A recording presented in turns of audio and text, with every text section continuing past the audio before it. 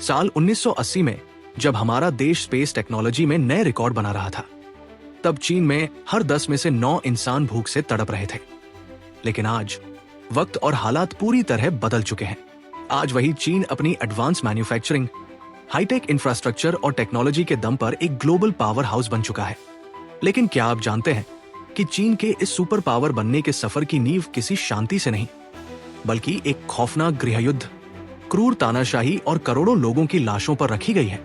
एक ऐसा देश जहां एक गलत फैसले ने करोड़ों लोगों को भूख से मार डाला। आज के इस वीडियो में हम आपको बताएंगे कि कैसे चीन एक देश बना, ताइवान का जन्म कैसे हुआ, तिब्बत पर कब्जा क्यों हुआ, और सबसे बड़ी बात, कैसे करोड़ों लोगों की मौत का जिम्मेदार देश आज manufacturing house of the world बन गया। वीडियो को अंत तक जरूर देखिएगा। चीनी कम्युनिस्ट पार्टी का जन्म। कहानी शुरू होती है 20वीं सदी की शुरुआत से। कई दशकों तक विदेशी ताकतों और अंदरूनी राजाओं के शोषण के बाद चीनी बुद्धिजीवियों को लगने लगा कि देश को एक नई दिशा की जरूरत है। तब देश को संभाल रही थी नेशनलिस्ट पार्टी यानी KMT, जिसके नेता थे चियांग काई शेक। इसी दौरान शंघाई की एक छोटी सी इमारत में कुछ लोग गुपचुप तरीके से मिलते हैं और नींव रखी जाती है CCP यानी चाइनीज कम्युनिस्ट पार्टी की। इनमें एक नौजवान भी शामिल था, माओ त्से-तुंग। शुरुआत में कम्युनिस्ट पार्टी और नेशनलिस्ट पार्टी KMT ने मिलकर काम किया, लेकिन 1927 आते आते इनके बीच भयंकर खून-खराबा शुरू हो गया और यहीं से चाइनीज सिविल वॉर यानी चीनी गृहयुद्ध की शुरुआत हुई। कम्युनिस्टों ने गरीबों और किसानों को अपनी तरफ करना शुरू किया। उन्होंने जमींदारों से जमीनें छीनकर किसानों में बांटने का वादा किया, जिसे लैंड रिफॉर्म्स कहा गया।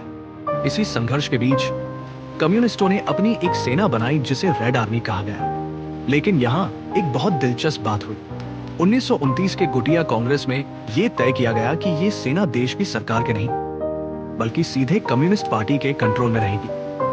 यानी सेना देश की नहीं, पार्टी की थी। द लॉन्ग मार्च। 1930 से 1934 के बीच नेशनलिस्ट सरकार के नेता चियांग काई शेक ने कम्युनिस्टों को खत्म करने के लिए कई बड़े हमले किए। 1934 में जब कम्युनिस्ट सेना चारों तरफ से घिर गई और हारने की कगार पर आ गई, तब उन्होंने रिट्रीट का फैसला लिया। इसे ही इतिहास में द लॉन्ग मार्च कहा जाता है। ये कोई आम मार्च नहीं था। कम्युनिस्टों ने बर्फीले पहाड़ों, खूंखार दलदलों और नदियों को पार करते हुए लगभग 10,000 किलोमीटर की दूरी पैदल तय की। अक्टूबर 1934 में लगभग 86,000 कम्युनिस्ट सैनिकों ने एक लंबा और जानलेवा सफर शुरू किया, जिसमें उन्होंने 18 पर्वत श्रृंखलाएं और 24 नदियां पार की। इस सफर में भयंकर ठंड, भूख और दुश्मन के हमलों के कारण हजारों लोग मारे गए। 1935 में जब यह मार्च खत्म हुआ, तब तक केवल मुट्ठी भर लोग ही जिंदा बचे थे। लेकिन इसी मार्च ने माओ त्से-तुंग को कम्युनिस्ट पार्टी का निर्विवाद मसीहा और सबसे बड़ा नेता बना दिया। ताइवान का जन्म। तभी एंट्री होती है जापान की। द्वितीय विश्व युद्ध में जापान ने चीन पर हमला कर दिया। अपनी जान बचाने के लिए कम्युनिस्टों और राष्ट्रवादियों को मजबूरन हाथ मिलाना पड़ा। 1945 में दूसरा विश्व युद्ध खत्म होने के बाद चीन में गृहयुद्ध फिर से भड़क उठा। इस बार माओ की लाल सेना ने नेशनलिस्टों को हरा दिया। हारने के बाद चियांग काई शेक और उनकी पार्टी के लोग भागकर चीनी समुद्र में बसे फोमोसा द्वीप पर चले गए। ये वही द्वीप है जहां पर 18 अगस्त 1945 को नेताजी सुभाष चंद्र बोस का विमान दुर्घटनाग्रस्त हुआ था, जिसे आज हम ताइवान के नाम से जानते हैं। चियांग काई शेक ने वहां खुद को असली चीन कहा, यानी रिपब्लिक ऑफ चाइना।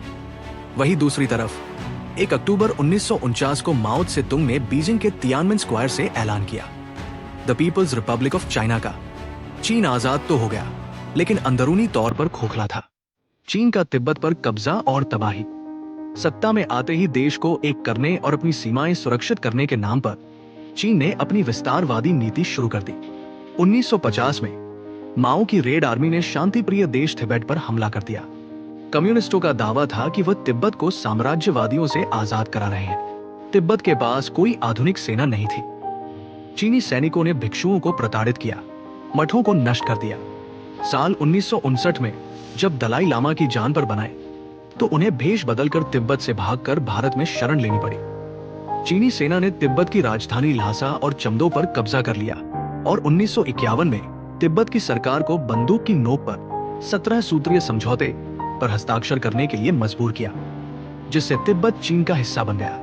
तब से चीन तिब्बत को अपना हिस्सा बताता है, और वहां की डेमोग्राफी को पूरी तरह बदल चुका है। चीन का अनोखा ढांचा। सेना देश की नहीं, पार्टी की है। यहाँ आपको चीन का एक ऐसा कड़वा सच समझना होगा जो दुनिया के किसी देश में नहीं है। भारत या अमेरिका की सेना अपने देश के संविधान और राष्ट्रपति के प्रति वफादार होती है, लेकिन चीन की सेना, जिसे आज हम PLA यानी पीपल्स लिबरेशन आर्मी कहते हैं, वो चीन देश की सेना नहीं है। वह चीनी कम्युनिस्ट पार्टी की निजी सेना है। सेना का पहला काम देश की रक्षा करना नहीं, बल्कि कम्युनिस्ट पार्टी की सत्ता को बचाए रखना है। चीन में कोई दूसरी राजनीतिक पार्टी नहीं बन सकती। पूरी पावर सिर्फ एक पॉलिट ब्यूरो और उसके जनरल सेक्रेटरी के हाथ में होती है, जैसे कि आज शी जिनपिंग के पास है। चीनी ग्रेट लीप फॉरवर्ड पॉलिसी में मरे 4 करोड़ लोग। आजादी के बाद माओ ने लैंड रिफॉर्म्स शुरू किए। शुरुआत में जमीन किसानों को दी गई, लेकिन जल्द ही सरकार ने प्राइवेट खेती पर बैन लगा दिया और कलेक्टिव फार्मिंग यानी सामूहिक खेती थोप दी। 1958 में माओ ने चीन को रातों रात सुपर पावर बनाने के लिए एक कैंपेन चलाया, ग्रेट लीप फॉरवर्ड। किसानों से जबरदस्ती उनके घरों के पीछे भट्टियां लगाकर स्टील बनाने को कहा गया, जिससे खेती बर्बाद हो गई। अपनी नाकामयाबी छुपाने के लिए माओ ने एक और बेवकूफी भरा आदेश दिया, 4 पेस्ट्स कैंपेन। उसने कहा कि गौरैया पक्षी अनाज खा जाते हैं, इसलिए उन्हें मार डालो। लोगों ने लाखों पक्षी मार दिए। इसका नतीजा ये हुआ कि खेतों में कीड़े मकोड़े और टिड्डे इतने बढ़ गए कि उन्होंने सारी फसलें चट कर दी। इस गलत प्लानिंग की वजह से चीन में इतिहास का सबसे भयानक अकाल पड़ा। 1959 से 1961 के बीच लगभग 2 करोड़ से लेकर 5 करोड़ लोग भूख से तड़प तड़प कर मर गए। मौतों का सही आंकड़ा आज तक पता नहीं चला। लोग पेड़ की छाल, मिट्टी और यहाँ तक कि इंसानों का मांस खाने को मजबूर हो गए थे। लेकिन निर्दयी सरकार ने इस क्रूरता और मौतों को दुनिया से छुपाया और इसे प्राकृतिक आपदा का नाम दे दिया। चीनी कल्चरल रेवोल्यूशन और खून की नदियां। भूखमरी के बाद जब पार्टी में माओ की पकड़ कमजोर होने लगी और माओ की इस नाकामी पर पार्टी के अंदर ही उनके खिलाफ आवाजें उठने लगी, तो अपनी सत्ता बचाने के लिए माओ ने 1966 में एक नया पैंतरा खेला, जिसे नाम दिया गया कल्चरल रेवोल्यूशन यानी सांस्कृतिक क्रांति। माओ ने देश के छात्रों और युवाओं को भड़काया कि देश के अंदर जो भी पुराना है, पुरानी सोच, पुरानी संस्कृति, बुद्धिजीवी, टीचर्स, डॉक्टर, वे सब कम्युनिज्म के दुश्मन हैं। युवाओं की एक फौज बनाई गई जिसे रेड गार्ड्स कहा गया। इन छात्रों ने अपने ही प्रोफेसर्स को सड़कों पर घसीटा, माता पिता को पार्टी का गद्दार बताकर जेल भिजवाया और लाखों लोगों को सरेआम मौत के घाट उतार दिया। कम्युनिस्ट पार्टी ने इन हत्याओं को प्यूरिफिकेशन ऑफ रेवोल्यूशन का नाम दिया। उन्होंने कहा कि एक नया और शुद्ध कम्युनिस्ट समाज बनाने के लिए पूंजीवादी सोच वाले गद्दारों का खत्म होना जरूरी है। इस पागलपन में करीब 20 लाख लोग मारे गए और चीन की अर्थव्यवस्था पूरी तरह बर्बाद हो गई। ये कम्युनिज्म को बचाने के नाम पर किया गया एक खूनी खेल था। छात्रों ने अपने ही शिक्षकों, बुद्धिजीवियों और अधिकारियों को सड़कों पर पीट पीट कर मार डाला। हजारों ऐतिहासिक मंदिरों, किताबों और कलाकृतियों को जला दिया गया। इस क्रांति को सही ठहराने के लिए कहा गया कि टू रिबेल इज जस्टिफाइड और ये कैपिटलिस्ट ताकतों को जड़ से खत्म करने के लिए जरूरी है। इस 10 साल चले पागलपन में लगभग 10 लाख से 2 करोड़ लोगों की जान गई।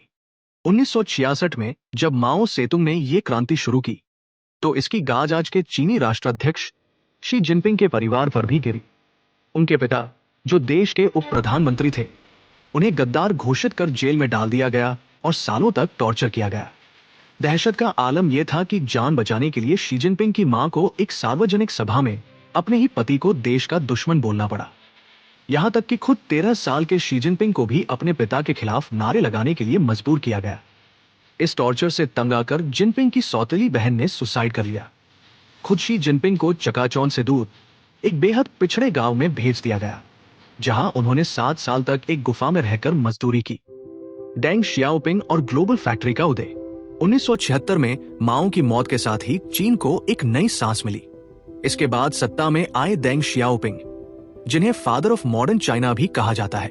डेंग ने समझ लिया था कि सिर्फ कट्टर विचारधारा से पेट नहीं भरता। उन्होंने 1978 में एक जादुई नीति लागू की, रिफॉर्म एंड ओपनिंग अप, यानी सुधार और खुलापन। डेंग ने कम्युनिस्ट देश होने के बावजूद पूंजीवादी मॉडल को अपनाया। उन्होंने 1978 में चीन की अर्थव्यवस्था को पूरी दुनिया के लिए खोल दिया, जिसे ओपन डोर पॉलिसी कहा गया। उन्होंने कहा, बिल्ली चाहे काली हो या सफेद, जब तक वो चूहे पकड़ रही है, वो अच्छी बिल्ली है। यानी विचारधारा चाहे कम्युनिस्ट हो या कैपिटलिस्ट, अगर उससे पैसा आता है तो वो सही है। खेती में सुधार, उन्होंने कलेक्टिव फार्मिंग खत्म की और किसानों को अपनी फसल का कुछ हिस्सा खुद मुनाफे पर बेचने की आजादी दी। हाउस होल्ड रिस्पॉन्सिबिलिटी सिस्टम, जिससे पैदावार 25% तक बढ़ गई। स्पेशल इकोनॉमिक जोन्स यानी सेज की स्थापना, शेंजन जैसे सुनसान गांवों को स्पेशल इकोनॉमिक जोन बनाया गया, जहां विदेशी कंपनियों को टैक्स में छूट दी गई। ओपन डोर पॉलिसी, चीन के दरवाजे दुनिया के लिए खोल दिए गए। एप्पल, नाइकी जैसी विदेशी कंपनियां चीन में आकर अपनी फैक्ट्री लगाने लगी। डेंग का नारा था, time is money, efficiency is life. चीन की सरकार ने रिसर्च, स्पेस टेक्नोलॉजी और एजुकेशन पर अपना बजट डबल कर दिया। सस्ते लेबर, विदेशी इन्वेस्टमेंट और सरकार के कड़े नियंत्रण वाले इस सोशलिस्ट मार्केट इकोनॉमी मॉडल ने चमत्कार कर दिया। 1978 में जिस चीन की जीडीपी मात्र $150 बिलियन थी, वो आज $18 ट्रिलियन को पार कर चुकी है। आज चीन दुनिया का मैन्युफैक्चरिंग हब और टेक्नोलॉजी का सुपर पावर बन चुका है। ये थी चीन की कहानी, एक ऐसा देश जिसने अपनी ही गलतियों से करोड़ों अपनों की जान ली, लेकिन फिर अपनी नीतियों में ऐसा बदलाव किया कि आज पूरी दुनिया उसके कारखानों में बने सामान पर निर्भर है। तानाशाही के कारण चीन में फैसले जल्दी लागू तो हो जाते हैं, लेकिन लाखों मौतों की कीमत पर। चीन ने आर्थिक आजादी तो दी, लेकिन राजनीतिक आजादी आज भी वहां नहीं है। ये तरक्की सिर्फ फैक्ट्रियों की नहीं है, बल्कि इसके पीछे करोड़ों मासूमों का खून, तिब्बत का दर्द और कम्युनिस्ट पार्टी की तानाशाही छिपी है। आज चीन आर्थिक रूप से तो अमीर हो गया है, लेकिन वहां के नागरिकों के पास आज भी बोलने या सरकार के खिलाफ लिखने की आजादी नहीं है। आपको क्या लगता है, क्या चीन के इस विकास के मॉडल की कीमत इंसानी जानों से चुकाना सही था? क्या भारत भविष्य में मैन्युफैक्चरिंग के मामले में चीन को पीछे छोड़ पाएगा? हमें कमेंट्स में अपनी राय जरूर बताएं। अगर वीडियो से कुछ नया सीखने को मिला हो तो चैनल को सब्सक्राइब और वीडियो को लाइक करना न भूलें। मिलते हैं अगले वीडियो में। जय हिंद।